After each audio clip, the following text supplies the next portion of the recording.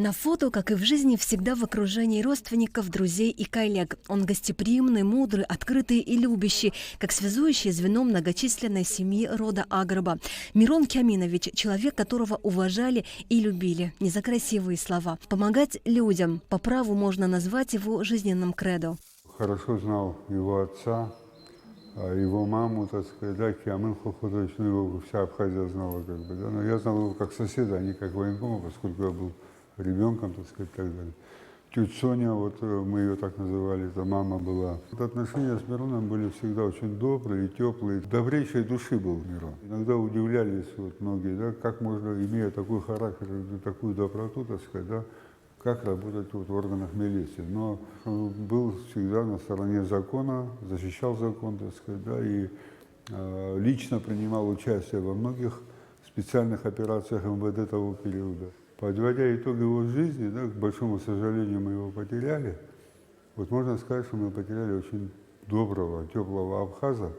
Беслан Кубахия знал Мирона Кяминовича с детства. С гордостью рассказывает, как авторитетный и всеми уважаемый Мирон Кяминович когда-то вел стол по случаю свадьбы. Ведь жизнь – цепь непрерывных событий, связанных между собой, которые в целом определяют и судьбу, и сущность человека. Высокое доверие и уверенность в выполнении поставленных задач отражалось и в поручениях высокой важности, как в период Отечественной войны народа Абхазии. Тогда очень много задач, значит, решалось за пределами Абхазии, потому что все те материальные средства, которые мы получали и так далее, да, они все формировались за пределами Абхазии.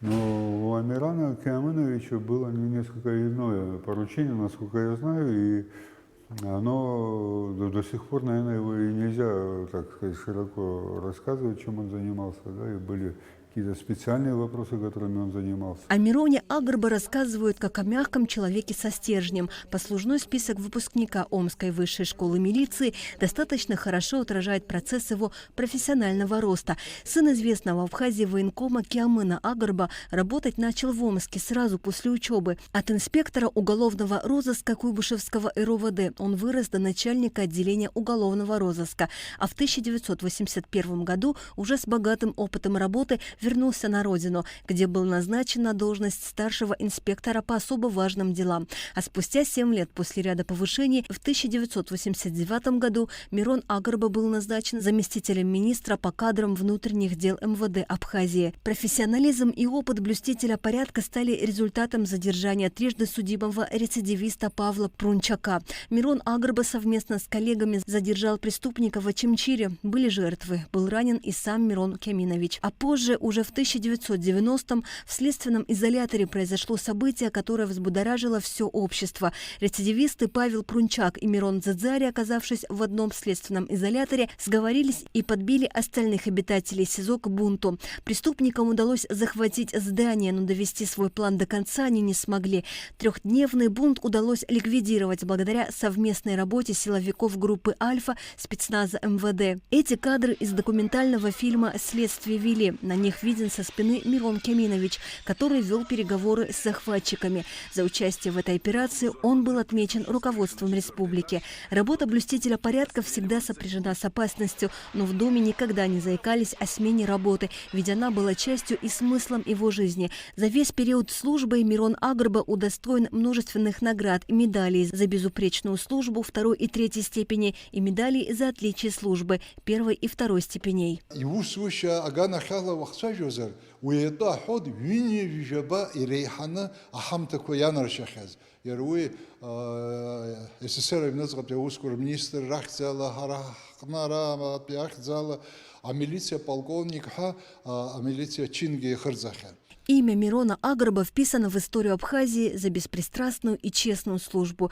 А еще он первый в истории страны, возглавивший администрацию президента. Жизнь полковника милиции после увольнения по выслуге срока службы стала спокойнее, но не менее насыщеннее. Отец 2 сыновей, Константина и Андрея, радовался и жил тем, что ему было даровано. Однако гибель в автокатастрофе старшего сына Константина, который пошел по стопам отца и точно так же служил в милиции, подкосила Мирона Кяминовича. Варча.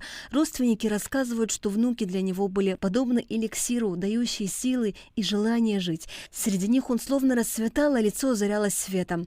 Он прожил в браке с супругой Ольгой 50 лет и успел отметить в кругу родных эту золотую дату. 5 внуков, самого младшего из которых назвали в честь дедушки Мирона Агарба, человека достойного, уважаемого и истинного патриота. Асида Малия, Заур Кварчия, Абхазское телевидение.